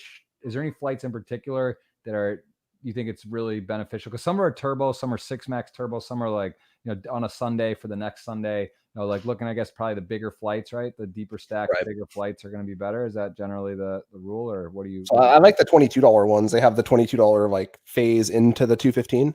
Oh So wow. you start with 100K in the $22 tournament, and then after X number of levels, you just take however many chips you have into the 215. So you can finish with 1.5, you can finish with 600. You know, there's a lot of different ways you can finish, but that's what I try to do early in the week. I play the 22s to try and get in on the cheap, and then as the week goes on, and I still don't have a stack, I'll start just direct firing the 215s. I think the turbo ones give you the best chance of getting in, but not necessarily the best chance of having a stack. So if your goal is to just like have a high min cash frequency, then playing one of the turbo or hyper ones is probably your best bet. But if you want to like have a legit stack and a legit shot, I'm not really sure which 215s are the best, but I would guess some of the like random weekday ones, and there's just not too many regs playing them. Right. How do you see the future of online poker? What is your we did kind of go over this, but what do you, let's just give me post, you know, this COVID, let's talk that, because like there's been a big boom with the numbers, but do you think this is good or bad? Is it sustainable? I hope it's sustainable. I mean, it's definitely good in the short term. I think you know, as live poker dies and as sports betting becomes less and less feasible with all the leagues stopping, we're gonna see that gambling money go somewhere. It might as well go into online poker. I think that's great. I think Pads has some valid points about like this should be a time where we're like really building, and instead we're kind of just like firing the same old strategies, and it might not work out as well in the long term as we want. But you know, I think in the short to medium term, at the very least, having more people just like have experience with playing online poker, having an account, depositing, even if they only play a couple things during this time, they're more likely to come back later. So I think it could definitely benefit us. I think ACR is doing some good stuff with all these like celebrity charity tournaments or whatever. It's not the type of thing that appeals to me, but if it appeals to more people to get them into poker, then that's definitely good. So I'm cautiously optimistic for the short to medium term. For the longer term, I really don't know. Yeah, I'm aligned with you on that. First place to choose to play live poker when it's safe again.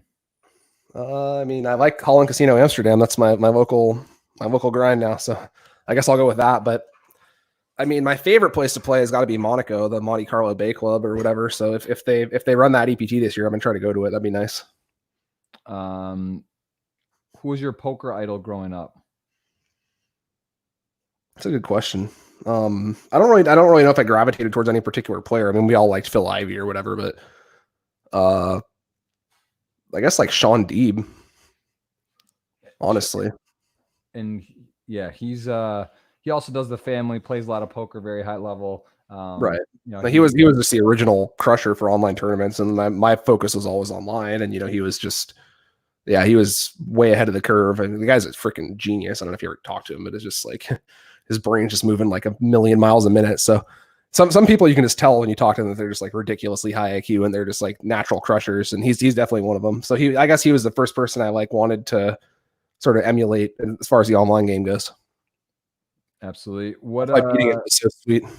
What about someone saying to broadcasting on Twitch while playing a major tournament doesn't take away your concentration? ? I mean, I guess we did talk about, you believe it calibrates to about 6 tables, so it definitely takes away some stuff. Yeah, it takes away when I have a lot of tables, but if I'm down to like 2-3 tables, it doesn't take away anything. If anything, it makes it better because I'm more inclined to like explain through every decision rather than just like watching something on the side and like clicking when I have decisions pop up. So I think it helps with few tables, but with a lot of tables, it definitely takes out from the concentration. What about mixed games? Do you play any mixed games? Any other games besides No Limit? I used to dabble. I won the 215 horse in 2009 or something for like 8K, but it's been a while. So I used to mess with them, but I haven't studied them for like 10 years. So I think it would take some study to get back into them. I do like the idea. I just don't think that the reward is there for the time investment right now. If I lived in Vegas or something, I would definitely study them. And your first, you cashed, had a deep run in the first. Was that your first ever live tournament in 2008? This looking at some of the live. Yeah, that's the one Jesper won, right? I got like 11th or something. Yeah, it wasn't my first ever one, I don't think. But it was your first live cash. I lost all in with ace queen suited against nines. I forget which hand I had. Somebody had ace queen suited, somebody had nines. So if I won that flip, I would have been at that final table, and I had all of myself. It was a big tournament and everything. But that was my first deep run.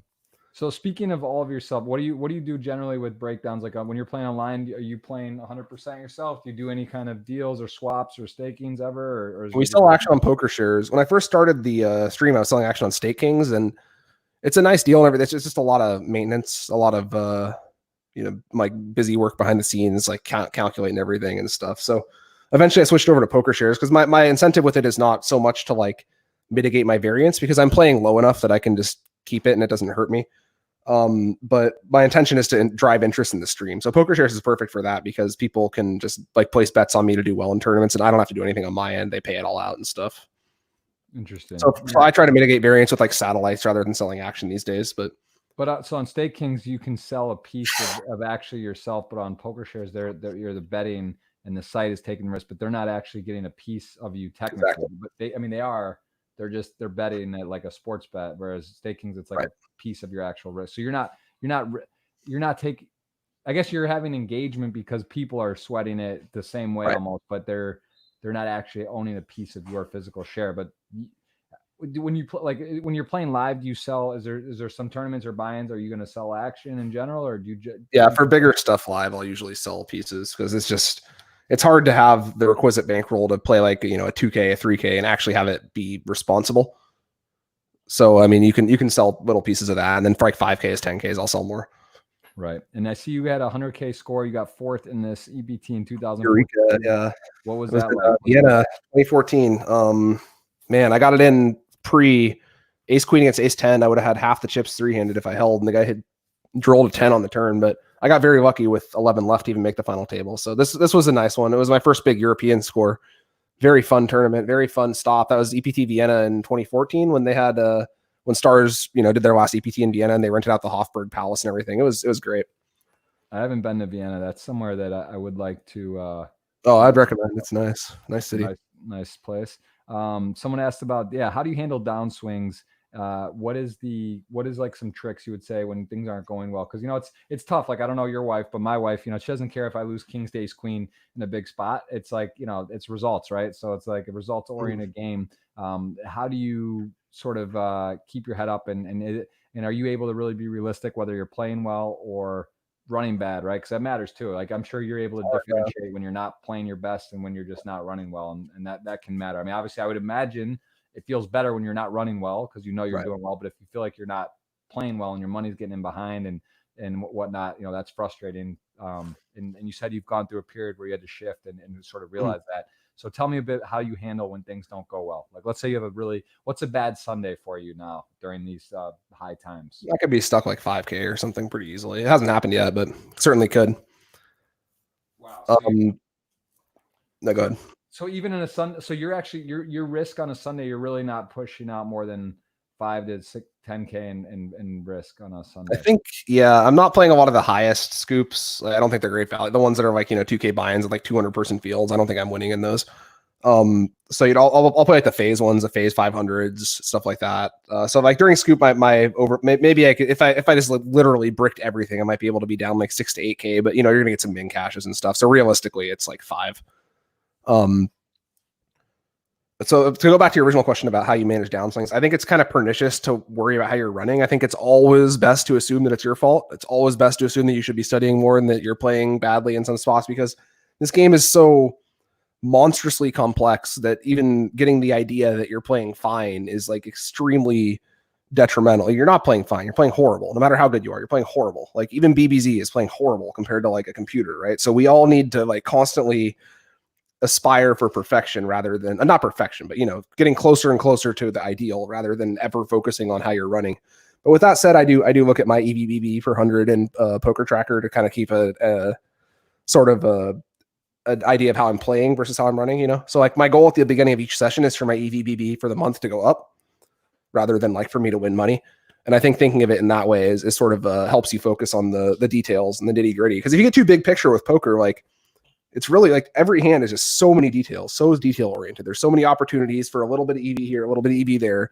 And if you focus too much on the big picture, you're going to miss all those little spots. So I think it's really important to always be focused on details and always assume that it's your fault and that you can do something better.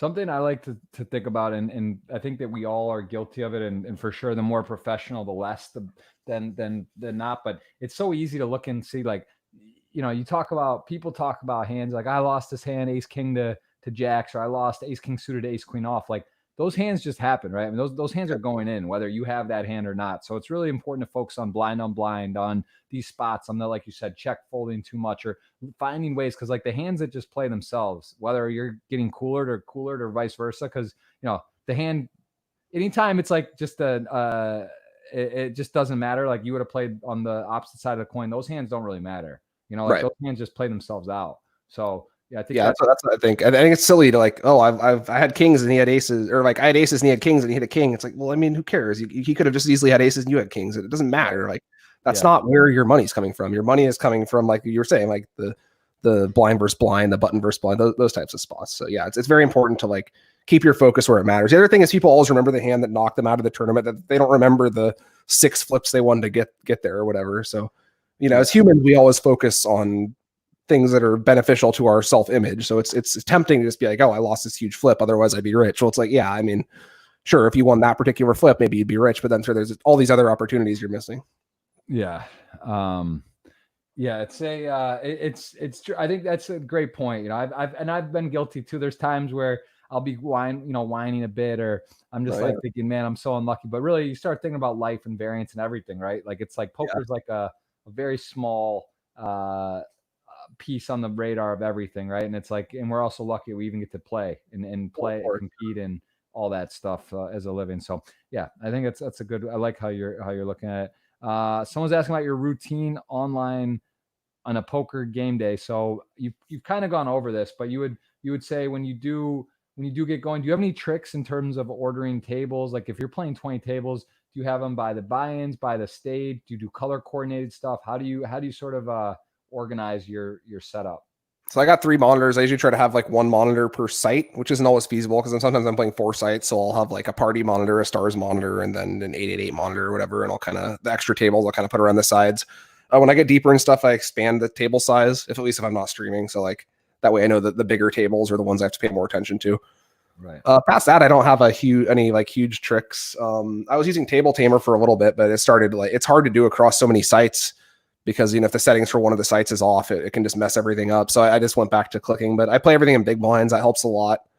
That's been helping me a ton actually, since a lot of the sites made that change, because it's so much easier to just focus on like the theory when everything's in big blinds, instead of being like, holy shit, I have like 1.5 million in this tournament. The starting stack's 10K. Oh my God, that's so much. You're just like, all right, I have 30 bigs. This guy did this. I do this. It's way easier to make like rational decisions, I think. Yeah. It's funny because on stream people like it's fun to have like, I have 180 million chips, like, and have it like that, but really, it's easier to manage. What I try to do is keep it in big blinds, and anytime I'm all in or there's something, I like switch it for right. That helps. Yeah. And then, or if it's a knockout tournament, you got to look at the number of chips sometimes to make the right decision, because you got to know how big their stack is relative to the starting stack and all that. Yeah. Someone asking about the recent score. Does it change your life at all? I mean, how does that feel to get a nice influx of 170K? Feels, I mean, honestly, it shouldn't change anything, but like it feels great. I feel much more like energized than I have in years. I feel way more motivated to study. I feel more able to just like fire all these like big tournaments during scoop without worrying about it, because a lot of time during scoop, I'll go with this mentality like, man, if I just fire away, I could get like crushed, because it's happened to me before. I've lost like 80K in a scoop before, and it's freaking ugly when that happens, right? So like a lot of the last few series, I've been going with this mentality like, all right, I'm just gonna play the mid stakes, best value stuff. I'm gonna like take my shots, be smart about it. But now that I have the score, I can just go nuts, and like I'm doing it in still a smart way. I'm still like 5 or 6K profit since the score. Despite firing like 5-6K buy-ins every day. So it's really revitalized me. I think it's been really good. Yeah. That's a lot of the same questions here. A lot of interest. People really go on a little bit. Because I'm older now, right? Because if you hit a big score like that when you're younger, it's kind of hard because you're always tempted like, oh, I'll just start playing all the highest buy-ins. But like I'm old enough to have gone through the ups and downs of it. And so I'm at the point where I think I can take all this extra bankroll that I've suddenly been handed, and I can like, focus it in intelligent ways without like taking too much risk. But like it enables me to like play more optimally because I'm not actually worried about the results as much. Right. What about aha moment? Do you have something in your career when you were playing, something clicked that you were doing, not doing, you learned, or you saw another player doing, just any kind of moment where you just stands out and you're like, man, this is, I got to be doing this, or I got to not be doing this? I think the first thing I discovered was like rejams. Like, but this is like 2008, 2009 when you had to do everything manually. You go into like Equilab and you'd like do it all manually and like write it all up in a word pad or whatever with your equations and shit. But I remember looking at the numbers and like, if this guy's opening the button 50%, I can jam like ridiculously freaking wide and he has to start defending with all these hands or it just prints money. So I like figured all that stuff out pretty early. And I was you know, part of my big hot streak in 2010 to 11 was sort of implementing concepts like that before other people. Very simple concepts, but stuff that you would just, you know, have to sort of reason through yourself rather than just having it handed to you in like a bunch of ranges like you would nowadays. Absolutely. What is your golden tip for a beginning player, someone that's coming on right now and they want to dive in, play some multi-table tournaments? What would be a good tip for them? Study as much as you can, I guess. It depends on how seriously you want to take it. If you just want to play, then play. I mean, that's how it's fun, you know, that's what you're here for. But if you want to take it seriously, I think your study to play time, you should have way more time spent studying than playing. And your playing time should be focused on like executing the concepts you learn while studying. It's not glamorous, it's not sexy, but that's like how you get good at poker. And I think a lot of people just want to get in the trenches and start like kind of figuring things out by doing. And you can improve that way, you know, it'll help you learn the mechanics, but like to get into the actual theory of the game is very important if you want to like actually learn it the right way, I think. That's great advice. Let's see. A lot of congrats about your score, which it is cool. It's pretty cool to be playing for It 7 years. feels amazing. I'm not gonna lie.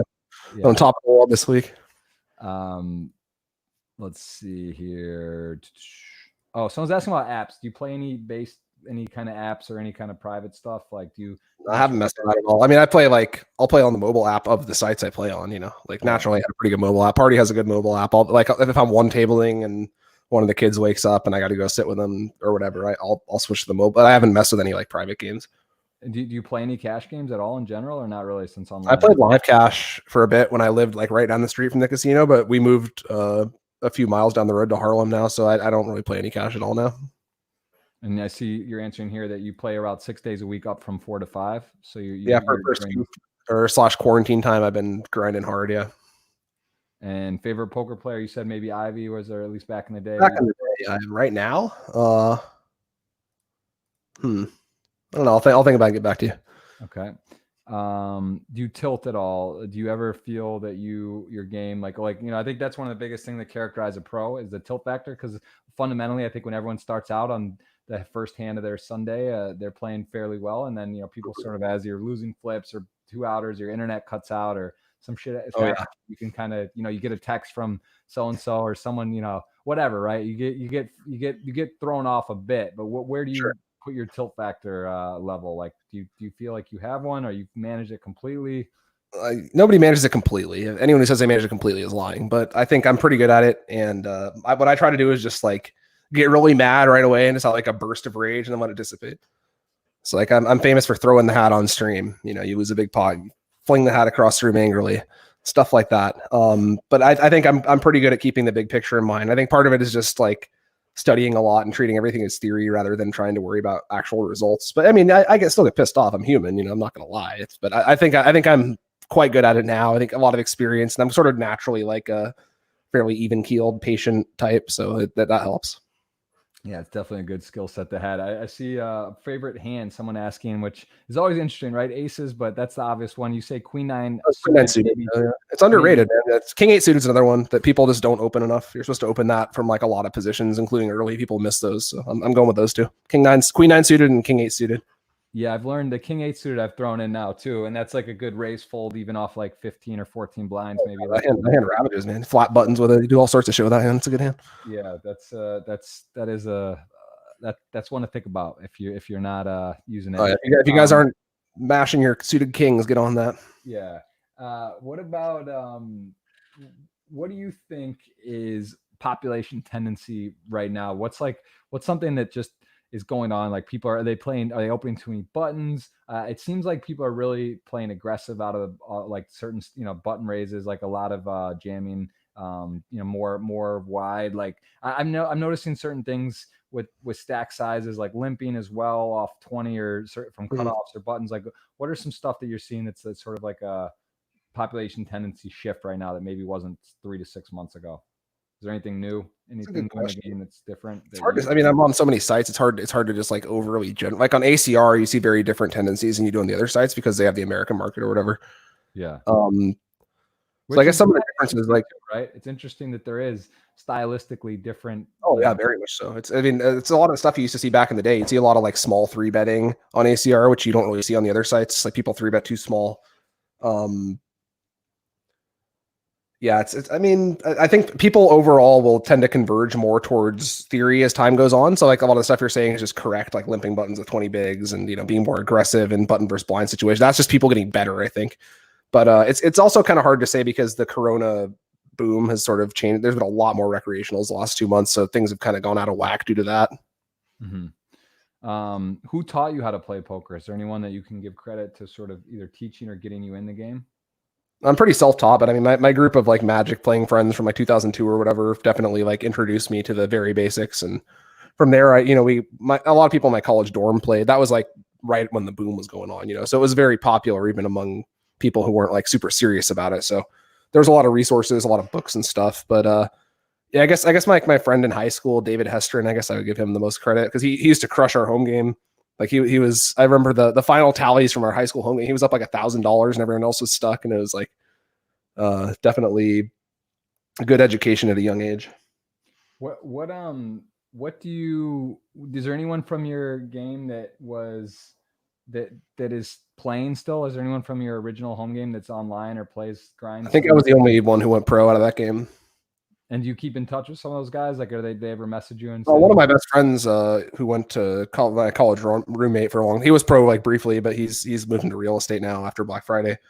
So I'm still in touch with him, but other than that, like just like tangentially through Facebook or whatever. But a lot of those guys went on to get like, you know, Bay Area, Silicon Valley tech jobs or whatever, which might be better than what I'm doing. I don't know. It depends on what you want in life, I guess.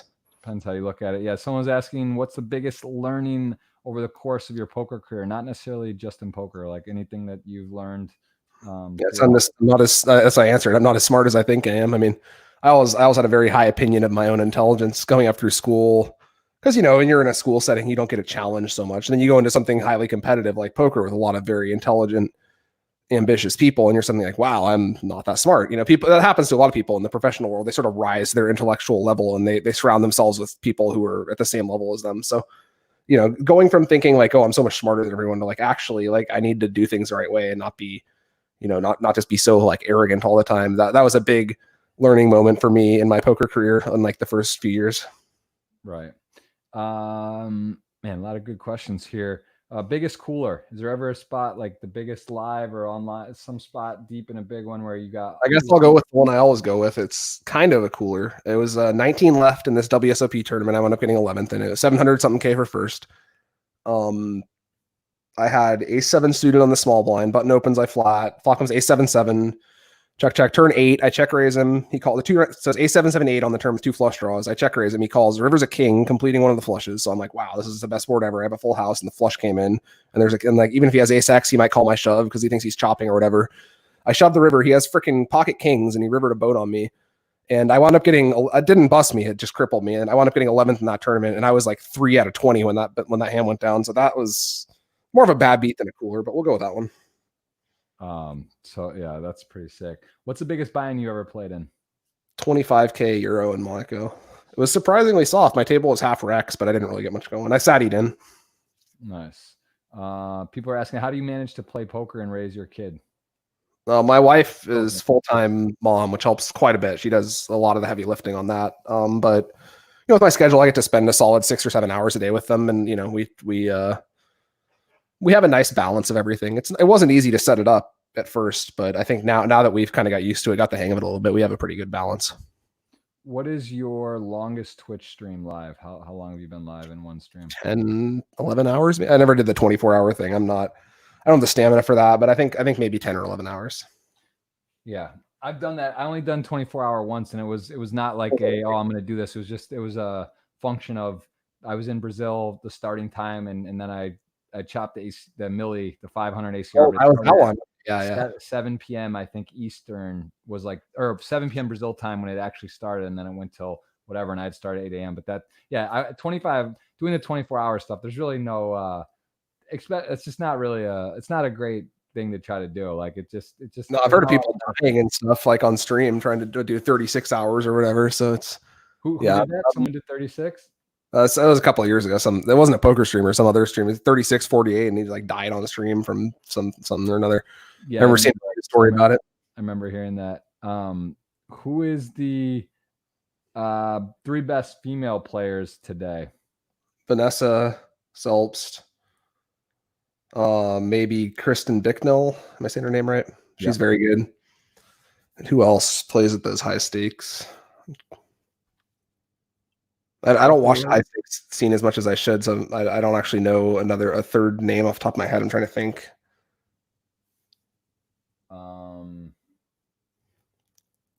I know those two are quite good. I mean, Vanessa doesn't even play that much anymore, right? She's basically out of it. I mean, Kristen's the one I see in all the high stakes stuff and doing. Yeah, there are some very good female players out there, but they're not high stakes tournaments as much as I should, so they're not popping to mind for me.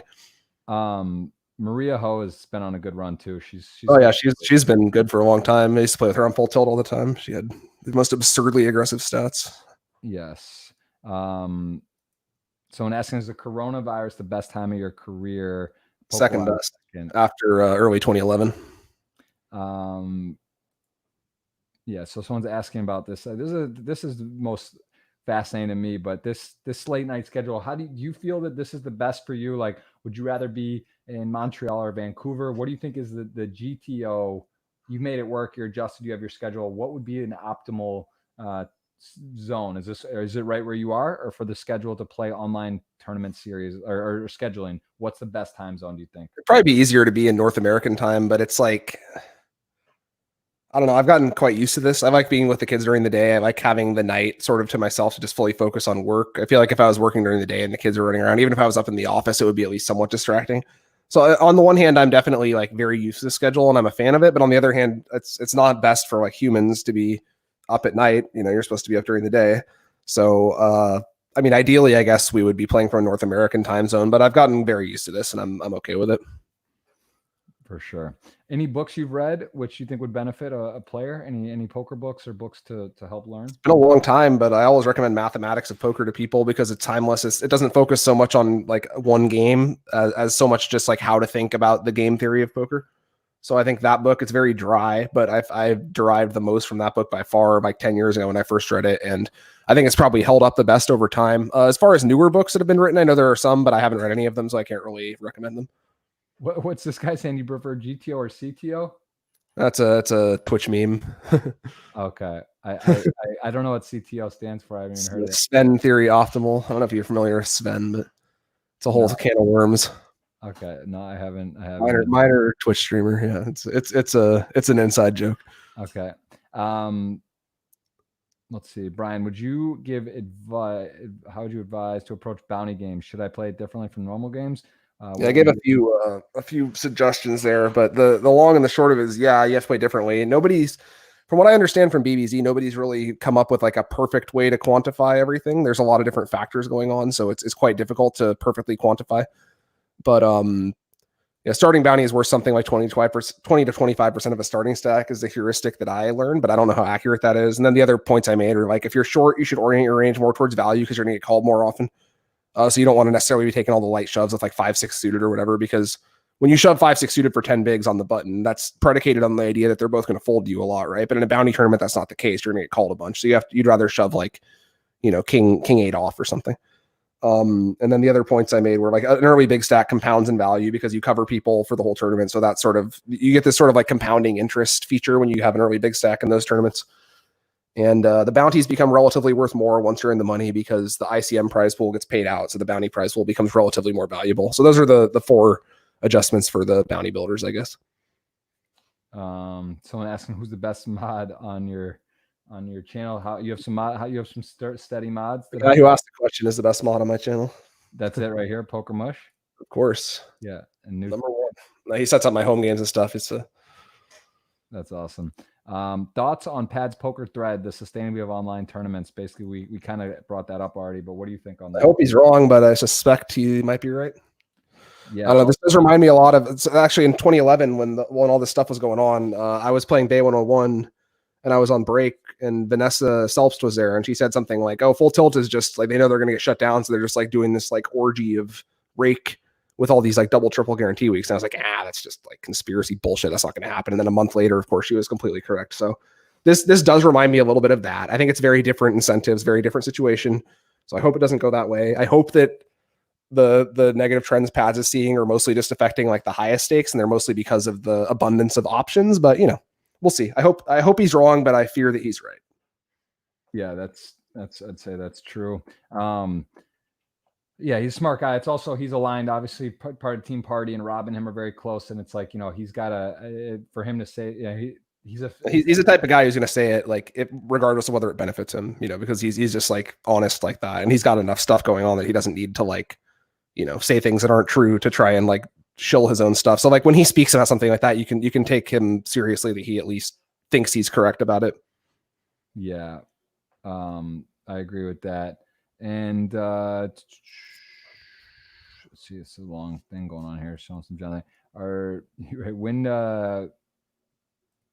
someone talking about Spotify, we'll take a few more here. Mixed games. A lot of people ask about mixed games. You said you have won a horse event. You played a bit, but you're not really in the streets on that, right?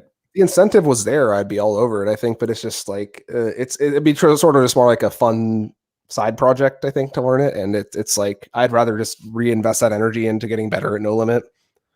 Absolutely. If I moved to Vegas or something, I would definitely learn them though. Do you play any PLO stuff? Do you play any of the tournaments PLO? I used to dabble a little bit like 10 years ago, but it's been a long time. I never really learned the game very well. So I just kind of figured like at some point, like it wasn't worth trying to catch up. Top 5 online players for you right now? Sure. And all time. BBZ is definitely like up there. That guy's amazing. Fedor, now that he's playing again, he's crushing. Is he doing well? I got to give Ben CB some credit. The guy's very good. Lena 900, he's definitely up there. Some of those Russian guys like Hello Tati and Black 88, those guys are really good. There's a lot of really damn good players out there right now, man. And it's I just try to avoid them as much as possible because I think I'm pretty good at what I do, but I am definitely a huge step below those guys. Yeah. Would you, if you didn't live if you weren't in Amsterdam, where would you go to play, do you think? It's a very good question. I don't actually know. Somewhere else in Europe. Czech Republic, Croatia, if that's even feasible. Like I also want to try Eastern Europe. I love Eastern Europe. I think it's very underrated, undervalued. A lot of Americans don't know because it doesn't have the same like cultural cachet as like Paris or London. But like honestly, if I was an American going on a vacation to Europe, I wouldn't want to go anywhere near Paris or London. I'd go to like Prague and Zagreb and places like that. So yeah, like Malta or somewhere in the like Mediterranean, Balkans type area. And what do you say for keywords, like someone asking how to balance basically family, how are you family / your wife, kids, and then playing MTTs? What's like one way you think that you're able to like give advice to someone who has young children out there and wants to play? It's hard, man. Just make sure you guys both get enough sleep and that you like are honest about communicating and that you're both taking on enough of the burden and stuff, because I think that's one thing we're really good about. We're really good about like telling each other how we honestly feel about things. And, like if I'm not taking enough of the kid time or if she's, not letting me sleep enough, we're very open with each other about that. So I think it's important to be on the same page and, just make sure that you're working towards the same goal and everything.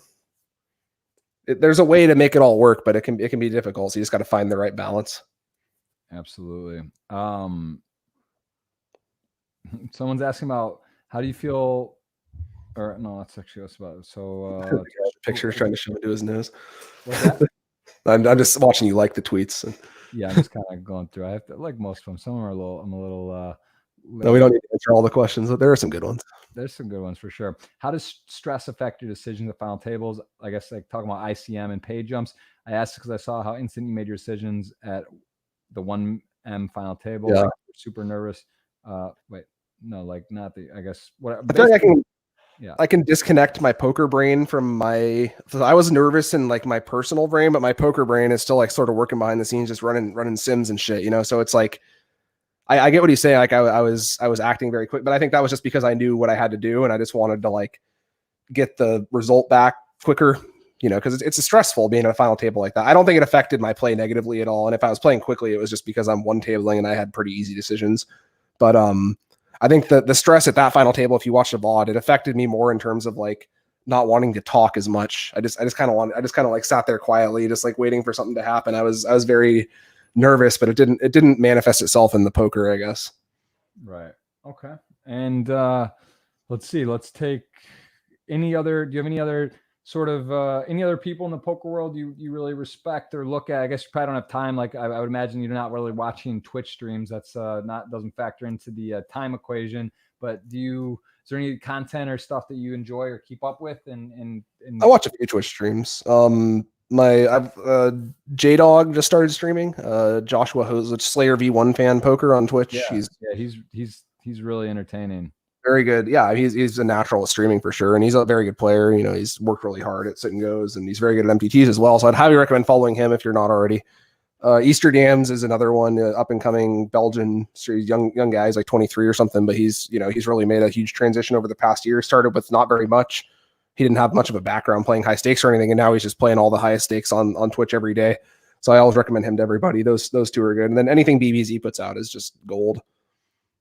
Absolutely. I gotta say I agree with all of that. It's crazy. We've got a lot of got a lot of questions. I think over 100, which is I feel like it's maybe a record. It's up there. We've covered a lot. Is there any some pretty big names on here, so that's good to hear. Yeah, this is a lot of interest in what you got going on. Is there any closing statements you want to make? Any things you would say about upcoming schedule for you, upcoming just in general? Is there anything that's you want to leave people to think about, to follow, to keep up with you? What's the best way for them to stay in touch with what you're doing? I'm mostly on Twitter. I'm always on Twitter. Twitch, I'm streaming not as much as I was before because Scoop is really intensive as far as number of tables. So I'll be back to streaming a little bit more soon, but you'll catch me with some deep runs and stuff the next week or two. But then when June starts, I think I'll be back on a more regular schedule. But Twitter's the best way to keep up with me. I'm updating it the most. And yeah, as far as like, I don't have any products to show or anything, but what's this up with Cween? What's his deal? What is he? He was just talking about how if you run bad, it means that you're due to run good. Okay, he's and there's a look at the DTO app here. I post a lot of DTO spots on Twitter. I'm big into that. It's cool, man. I do have it. I've got it, and I've talked with Dominic about trying to do some more stuff. I do see the power of it. It seems very high level, right? It's like you're effectively getting to learn and see results. Sometimes it's so high level that it's like nonsense, right? You just look at the sim as like, what? Like nobody would do any of this. Like, what does this even mean? But it's good to know what GTO looks like so that you can then, like, if both players are supposed to be like that spot I posted, it's a spot where there's five to a straight on the board. It's 5, 6, 7, 8, 9. And the sim is saying that the out of position player should bluff and that the in position player should bluff jam over the bluff. And it's just spots like that. It's like, that's not how the spot goes down in reality. You don't usually see it being played that aggressively, but you look at it in DTO and you're like, oh, well, this means that we should all be playing this spot much more aggressively. So maybe next time you're in that spot, you'll make an overbet jam or whatever instead of just checking. So it's useful for stuff like that, but it can get pretty esoteric at times. Yeah, I think it's tricky too, because some of this stuff is so far off what you would think would be right or normal, and then it's like, are you really check raising or doing these spots in this tournament? It feels uncomfortable and almost like in a tie variant too. And then if you try some of these that look similar and it doesn't work, or you run into the top of someone's range, it's sort of it can be, maybe the spot's very subtly different. Maybe the board's like Jack 10-5 and you're remembering a spot where the board was Jack 9-5. I mean, it makes a huge freaking difference. It seems like one card shouldn't matter that much, but like that's why you just got to study until you pick up as many patterns as you can. Absolutely. Well, I think we've covered a absolute ton. We're going to, I'd say I have a much better idea about your career, your trajectory, what's going on. And we're going to do a $55 retweet giveaway. Is there anything else you want to cover before we do this closing out? Let's see who won. Let's get the I know you're gonna play. Are you gonna play today? Are you gonna stream? I don't know if I'm gonna stream. I'm gonna start firing tables as soon as we're done here. I'm gonna go check on the kids first, but then I'm gonna run back up and start firing tables. But hopefully I get deep enough in something to stream. All right, well, let's do this again. The $55 ticket, guys. You appreciate everyone that engaged. That's a lot of action on this, and I hope you enjoy it. This will be on Apple, iTunes, Spotify, Podbean, all the different various outlets. It's just a lot going on, bro. This is a crazy time. So I hope I didn't even know that was your party name until I saw you in that thing. I didn't realize that. So I don't know how often we're battling, but hopefully we'll run into each other at some final tables soon. And again, hopefully one of those WPT ones, with real names and everything. Are you through the 3,200 day one or no? I haven't fired it yet. I got to get in it. It's so big.